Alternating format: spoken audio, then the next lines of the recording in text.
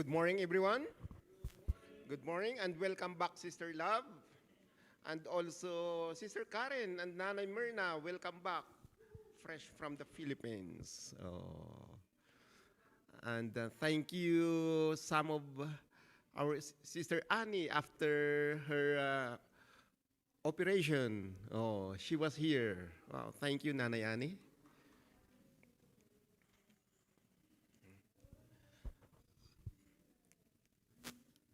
I thought I'm done preaching about excellence because Pastor Ted give us only two topics to share about excellence, right? And I'm done for two topics. That's why I told, uh, I don't know what topic I need to share this time. But, and I am thinking also maybe you are overwhelmed about our series, Excellence, because we heard for the past month. Since we start from April, and every Sunday we heard a sermon, excellence, excellence, right? But the question is why we keep repeating it. The question is, are you performing excellence or are you doing excellence? Then if you do so, we will stop preaching excellence, right? But if not, Pastor Ted will continue preaching again and again about excellence. Right, Pastor Ted?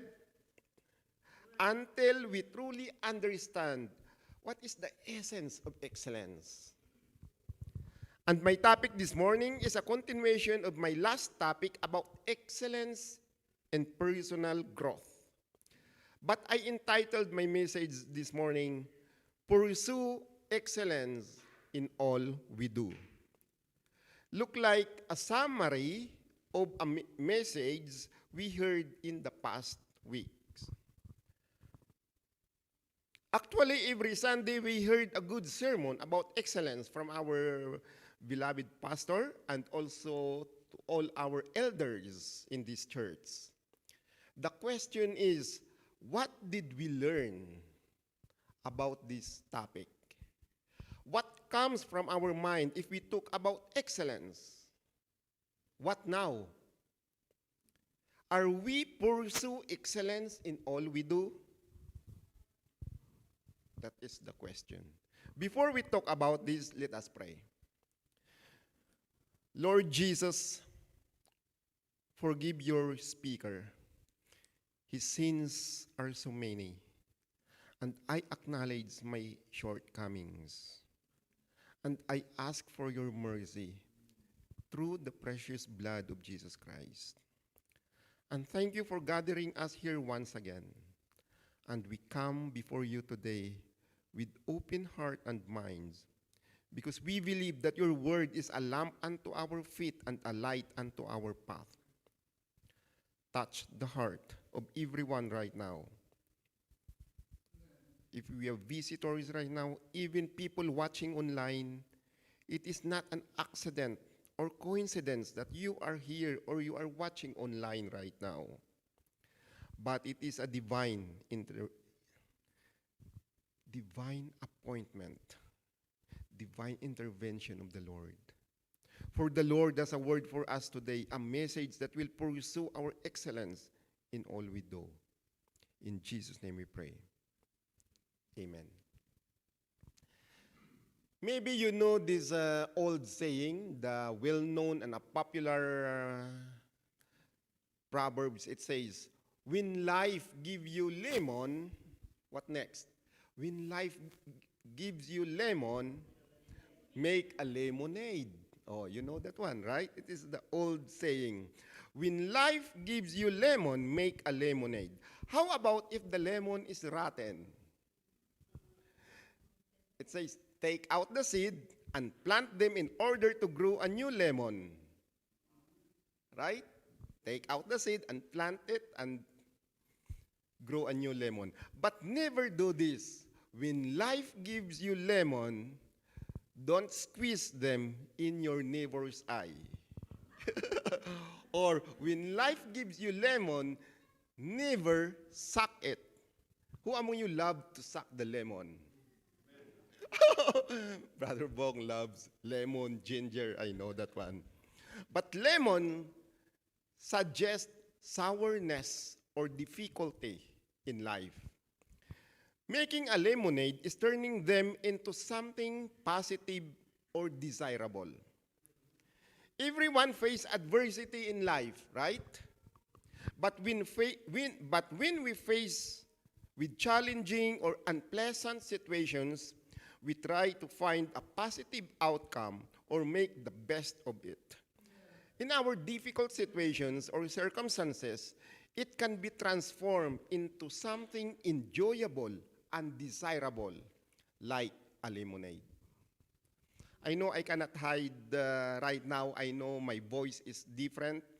I admit I am sick for the past, actually it is already a month, and last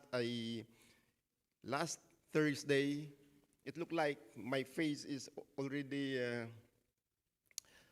uh, I have allergic, I don't know. My lips is dry. Then after work at around 10:30, 11 o'clock, I go straight to the hospital Thursday night. But I'm waiting for 8 hours. Sitting from 11 o'clock, I was sitting in the recliner. And I thought it is already morning, past 7 in the morning. The doctor never show up. And after 7 o'clock, the doctor come and said, "Oh, you have a dry cough." I told, "Yeah, it's been more than a month." "Okay, I will give you a prescription. You need antibiotic." That's all. Within 30 seconds, I'm done waiting for more than 8 hours inside the ER. I told, "Oh, that is life, right?" Only 1 minute, 1 minute job, 30 seconds job. But praise God, I'm here. I want to share the message this morning. That's why, how can we pursue excellence in all we do, despite of our adversity in life? Brother Bong defined excellence in his sermon, Defining Excellence, just last 2 Sundays. Again, excellence involves the highest standard of character, diligence, and integrity in every aspect of our life.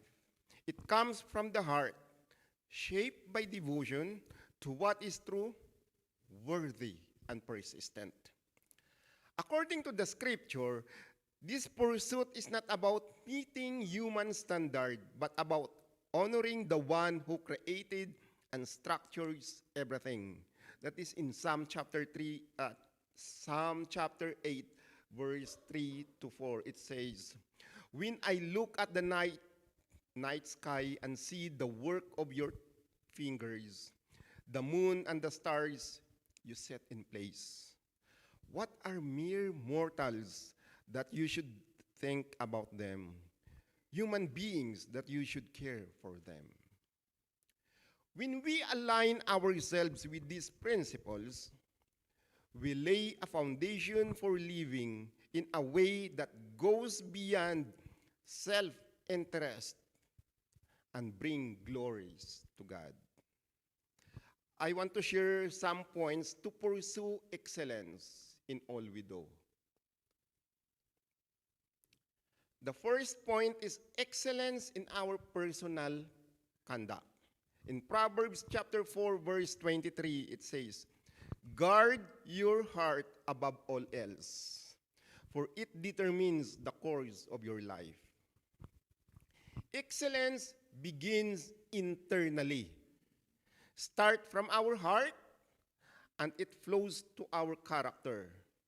When we care for our hearts, our internal motivations, attitudes, and devotions, and our outward actions become marked by consistency and quality.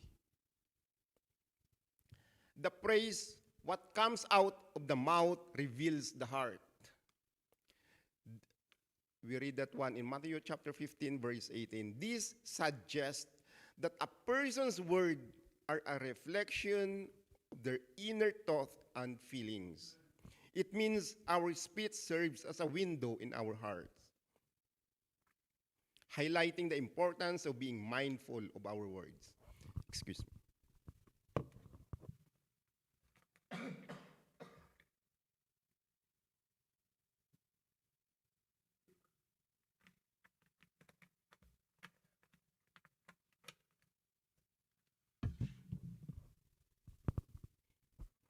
That's why we need to watch out what we talk or say.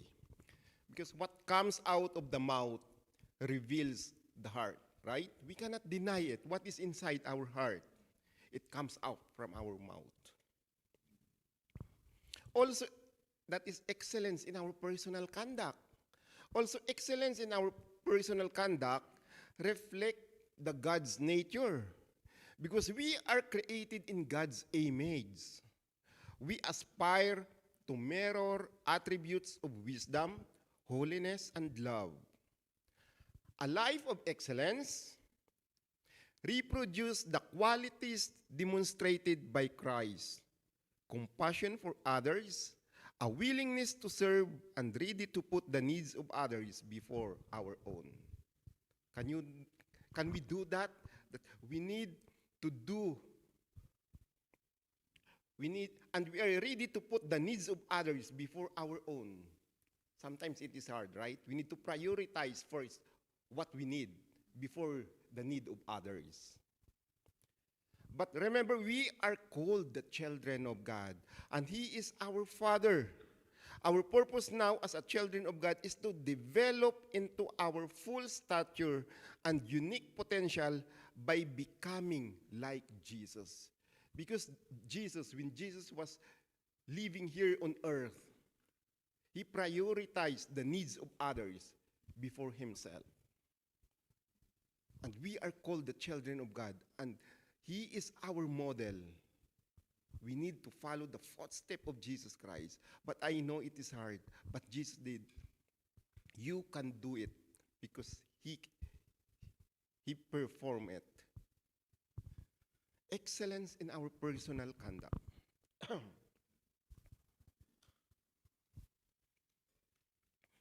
Excellence in our work and service. Second, in Colossians chapter 3, verse 23, whatever you do, work at it with all your heart as working for the Lord, not for human masters. We heard this verse many times in the past week in this series, Excellence.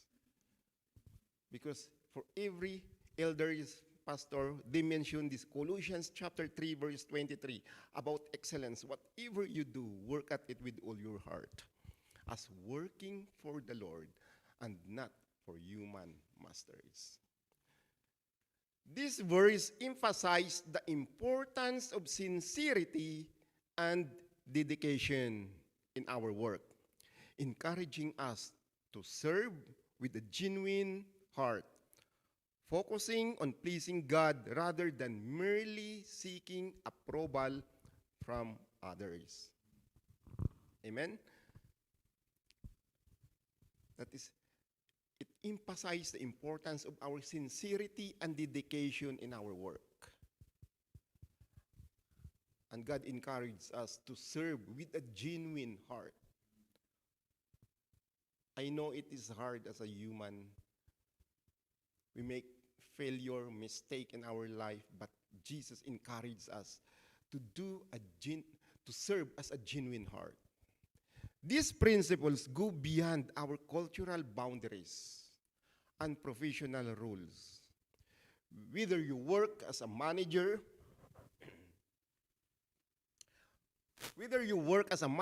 or you work as a service or as a volunteer in the community center, it doesn't mean that's the same. You work as a manager, you work as a volunteer in a community center. The scriptures call us to offer our best, right?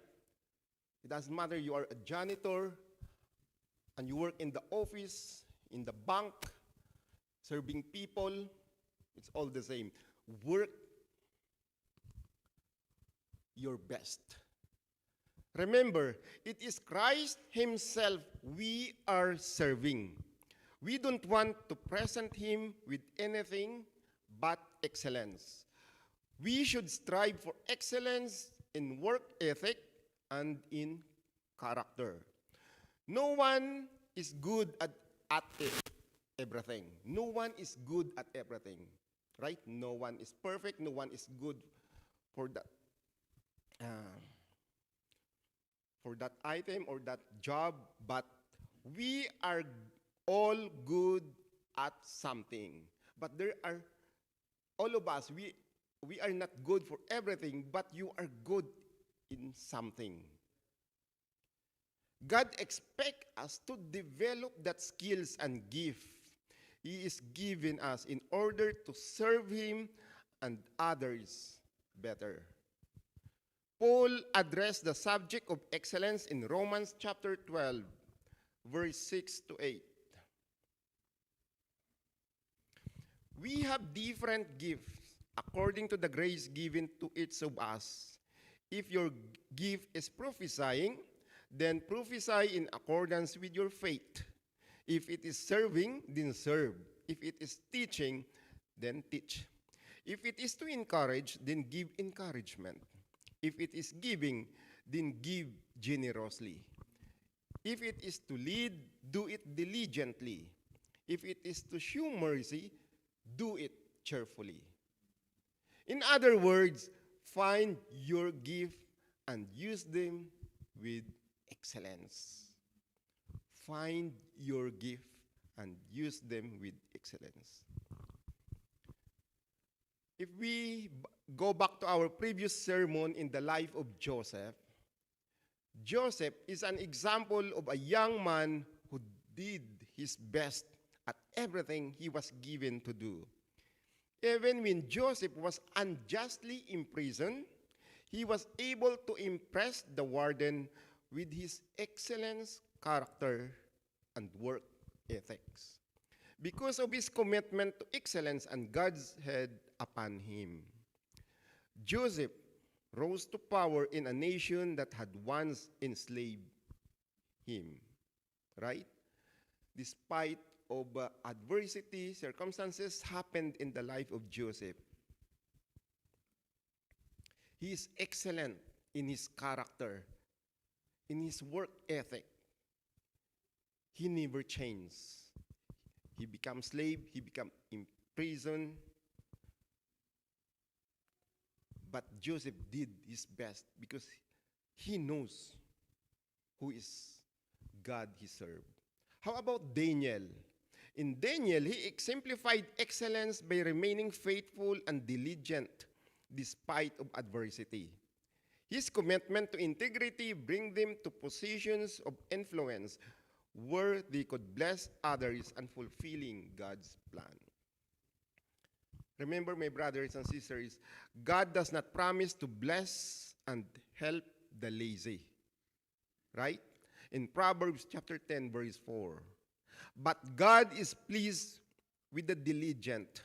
Since God gives us His best in every way, we owe to our Creator to pursue excellence in everything He is giving us to do.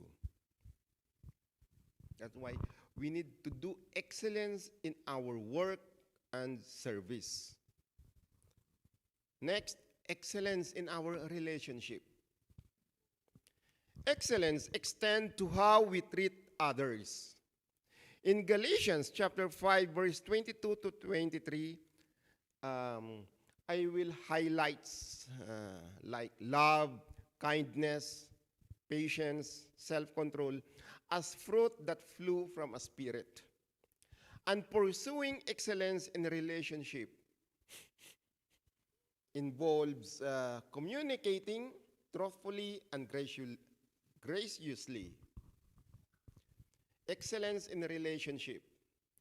Communicating truthfully and graciously. That is Ephesians chapter 4, verse 15 To speak the truth in love means to communicate truthfully and honestly while demonstrating kindness, grace, and compassion.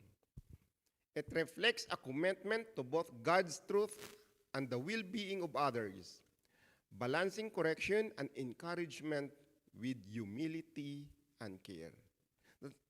How to do communicating truthfully and graciously to others? That we need to speak the truth in love. Right? We need to speak the truth in love, to communicate truthfully and honestly while demonstrating the kindness, the grace, the compassion to someone. The other point for excellence in our relationship is carrying one another's burden. In Galatians chapter 6, verse 2. Actually, Sister Josley and Brother Joshua discussed to us this last Sunday only, topic last Sunday. Excellence in helping others. That's why carrying one another's burden means, I remember Brother Joshua said, means fulfilling the law of Christ. Like strengthening, encouraging, praying, uplifting to our fellow brothers and sisters. That's why we need to do excellence in helping others. The other point for excellence in our relationship is seeking reconciliation and peace with conflicts arise. That is Romans chapter 12, verse 18. Living peaceably means actively pursuing peace and harmony with others. This goes beyond just avoiding conflict to taking initiative to promote good relationship.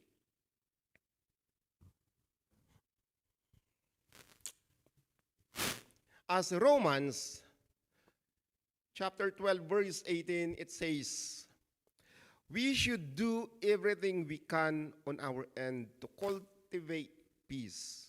This could involve apologizing for offenses, forgiving wrongs, being thoughtful of others' perspectives, or looking for compromise solutions. True peace requires effort and sacrifice from both parties. All scriptures emphasizes unity in the community of believers and also encouraging compassion for all people.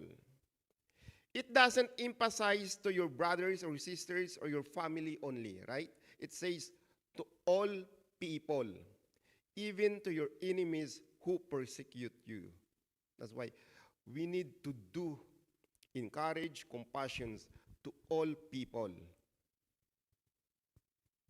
Not only to your brothers and sisters, not only to your family, not only to your loved ones, even to your enemies who persecute you. This excellence in personal interaction is not a superficial politeness, but an outflow of genuine concern for others' well-being. We need to remember that excellence is not a one-time achievement, but a continuous journey. Remember, this is not a one-time, or for example, you do excellence today, and I'm done. I finish it. I do excellence today. But it says you need to do continuously, every day in your life, in every aspect of your life, in every situation of your life. Do it continuously. And the fourth point is excellence in our faith and personal growth.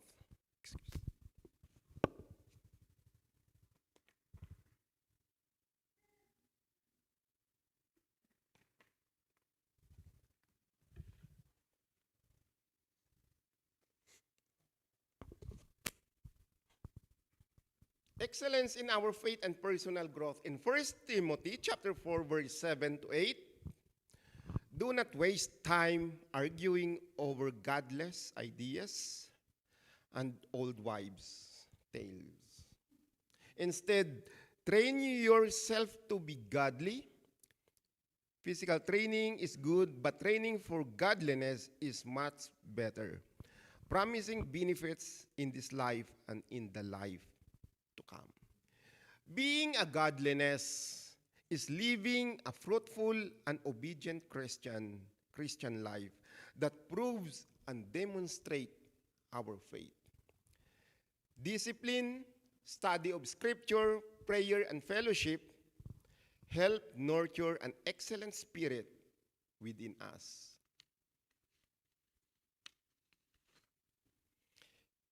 In my previous sermon, we talked about excellence in personal growth. In addition to that, we need to press toward the goal.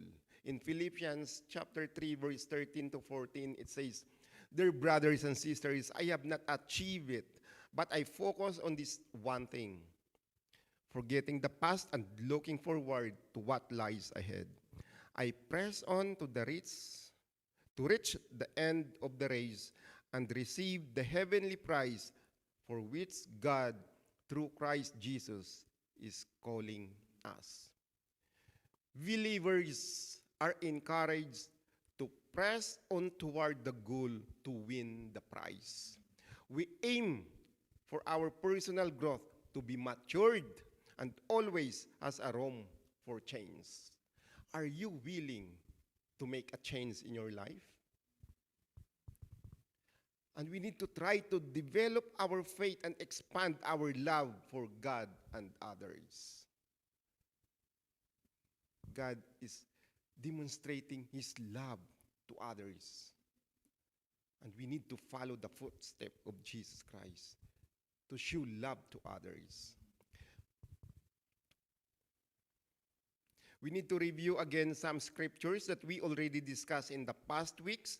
These are the good examples. The life of Daniel in Babylon. Pastor Ted, Brother Bong explained to us how Daniel lived an excellent life because he committed not to defile himself, and he distinguished himself with an extraordinary spirit. If Daniel can do it, if there is a possible chance that you can do it too. Of course. Daniel is a human being like ours, like you and me. If Daniel can do it, we can do it. The extraordinary spirit. That's why he remained faithful and diligent despite of adversity. In our life, we have lots of circumstances, we have lots of problems, adversity in our life. We can remain faithful to our living God. Amen? The life of Joseph in Egypt, Brother Marvin discussed this one, and also Brother Bong explained about Joseph, discussed to us the life of Joseph. Despite betrayal and hardship, Joseph demonstrated wisdom that preserved the nations. Joseph was betrayed and filled with hardship and trials, but despite of all the pain he experienced, he endured everything. How about the life of Ruth and Naomi? Their loyalty and perseverance demonstrate excellence and faithfulness through circumstances. Despite of circumstances happening in their life, a common thread emerged, both focused to God's sovereignty. Because they believe that they are serving a living God. That's why what happened in their life, what adversity they are experiencing, they know that their God is alive. They know that their God is willing to rescue them right away. They know that God is watching them wherever they are. Again, remember this, my brothers and sisters. Achieving excellence often involves overcoming obstacles. It doesn't mean, oh, I will do excellence without trials or obstacles. Remember, achieving excellence often involves overcoming obstacles like these people. Excellence involves being open to learning and growth. We need to do, we need to be open to learning and growing. Ask yourself, my brothers and sisters, are we doing a process of development and improvement in our life? Or are we satisfied in our comfort zone? Sometimes we don't want to experience the life outside our comfort zone. I am happy right now. I enjoy my life like this, like that. I don't want to go and share the word of God outside. I'm busy doing my garden. I'm busy doing my lawn. It look like me, But God is asking, go out to your comfort zone. Share the word of God outside. In addition, here are some practical steps to pursue excellence. I have some practical steps to pursue excellence. Yeah, this is number one. Set higher standard. Identify areas, work habits, communications, relationship where bad attitudes prevail. Replace half-hearted efforts with wholehearted dedications. Amen? Set a higher standard. That is in Colossians chapter 3, verse 23. It says, set a higher standard. How about commit to continual learning? Point number 2, commit to continual learning. Study the scripture regularly for spiritual growth.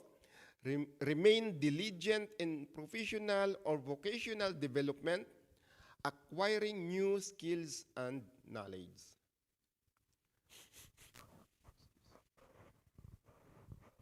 That is, we can read that one in 2 Timothy chapter 2, verse 15. That is, commit to continual learning. How about cultivate accountability? Cultivate accountability. Surround yourself with trustworthy friends and mentors who provide counsel and correction. Proverbs 27, verse 17, it says that one. We need to surround yourself with trustworthy friends and mentors who will provide counsels and corrections. Amen? Serve others generously. Excellence is magnified with expressed through selfless service. Look for ways to contribute to your community or local congregation. We can share that one in Galatians chapter 5, verse 13. We need to serve others generously. How about maintain humility? Maintain humility, acknowledge that all wisdom and ability ultimately originate from God. Recognize success as opportunities to reflect gratitude and bless others. That is in James 1:17. We need to acknowledge that all wisdom and ability originate from God. Amen?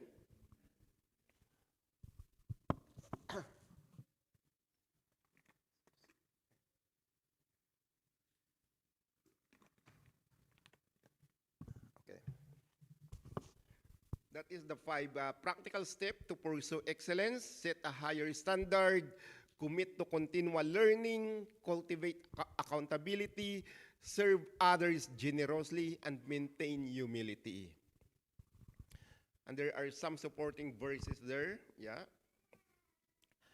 But I will end to this verse. In 1 Timothy chapter 3, verse 13. I will end to this verse. In 1 Timothy 3:13, it says, Those who have served will gain an excellent standing and great assurance in their faith in Christ Jesus. Amen? I will do the conclusion of our message this morning. In our conclusion, pursuing excellence in all we do stand at the intersection of right belief, sincere devotion, and diligent practice. When our perspective is anchored in scriptural truth and shaped by a commitment to serve both God and neighbor, the result is a life that reflects integrity, discipline, and love. And as we pursue excellence with heart, mind, and strength, we cooperate with the intent for which we were made, bringing glory to God and blessings those around us. Amen? That's why we do the excellence even in a simple way. I will acknowledge you, or I will encourage you this morning before we leave. You can pray as many people as possible. Maybe someone need prayers, someone has encountered problems, circumstances in their life, or they are healing that they need. Pray as many people as possible before we leave. Shake hands as many as you can. You can make a simple way, a simple act to do the excellence job. A simple act can make a difference in the life of others. Amen? Let us pray. Heavenly Father, we pray that may we always walk in your ways, follow your word, and never be distracted by the wisdom and ways of the world. Only you, Lord, and your word are excellent, perfect, and true. May our heart and our mind be firmly rooted in your word, and may your Holy Spirit continually flow through us and cleanse us of the lies and the deception of Satan, the world, and the old self within us. Help us, O Lord God, to perceive and know your truth and your will and your way for us. And may we always show and portray a life of faith, hope, love, and trust in you in the most excellent ways to bring you glory. Mold us, shape us, and empower us, Holy Spirit, so that the thought in our heart, the words on our lips, and the work of our hands are always excellent and pleasing to you. Let not the power of Satan deceive us, nor ourselves distract us, but may we determine powerful and successful in all that we think, say, and do. May your most excellent tool and vessel to be used mightily for the glory and honor of your kingdom. You, O Lord, are our salvation and our protection, and no weapon formed against us shall prosper. But by the most excellent and powerful weapon of your word, we will live and reign victorious with you in Jesus Christ forever and ever. Amen.